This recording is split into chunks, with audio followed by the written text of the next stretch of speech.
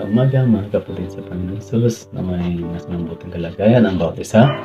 Tayo po magpatuloy sa ating daily devotion upang patuloy tayo magpapalakasan sa salita ng Diyos.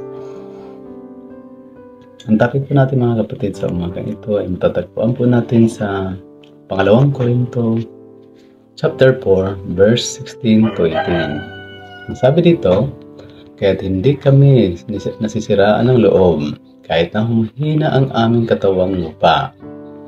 Patuloy naming pinapalakas ang aming espiritu araw-araw. Ang bahagya at panandali ang kapighatiang dinaranas namin ngayon ay magbubunga ng kagalagang walang hanggan at walang katulad. Kaya nga ang paningin namin ay nakatuon sa mga bagay na di nakikita at hindi sa mga bagay na nakikita, sapagkat panandalian lamang ang mga bagay na nakikita ngunit walang hanggan ang mga bagay na di nakikita. Dito po natin makikita mga kapatid kung anong ibig sabihin ni Apostol Pablo. Sabi nga dito mga kapatid, ang title, nabubuhay sa pananampalataya. Bilang mga Kristiyano, dito po titingnan kung paano po natin pinagdiinan ni Apostol Pablo kung paano dapat mamuhay ang mga mananampalataya sa Korinto. Sabi nga dito, kaya't hindi kami nasisiraan ng loob. Kahit na humihina ang aming katawang lupa, patuloy namin pinalalakas ang aming espiritu araw-araw. Gusto po ni Apostol Pablo, kahit tumaranas ng mga kahinaan, mga pagsubok, mga kapatid sa Korinto, ay in-example ni Apostol Pablo ang kanyang sarili. Kahit tumaranas siya ng mga pagsubok, mga kapighatian sa buhay, lagi siyang pinaalala na ganito dapat ang buhay ng isang tunay na Kristiyano at tunay na lingkod ng Diyos ay dapat palakasin ang spiritual pamumuhay, no?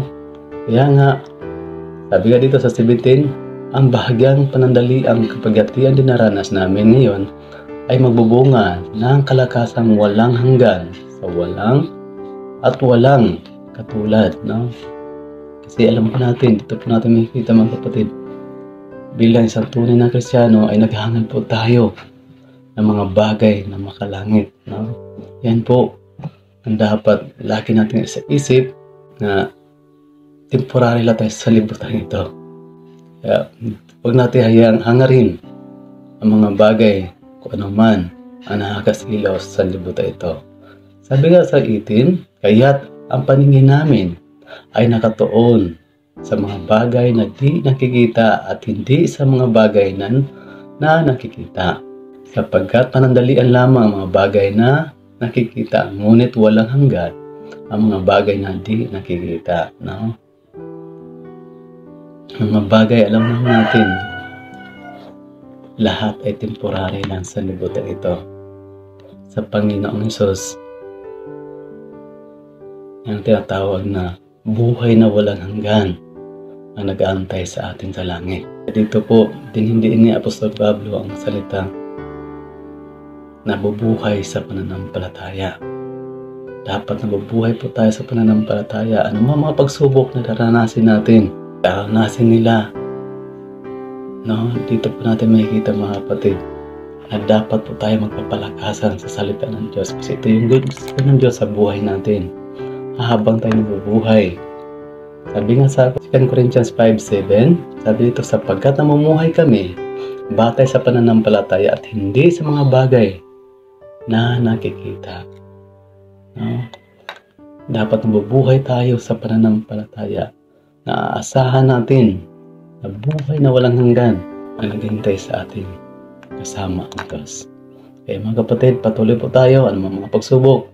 Kaya natin yan, kasama natin ang banal na espiritu at hindi niya tayo iiwan at hindi niya tayo pagpayaan. Purihin po ang Diyos sa bawat isa.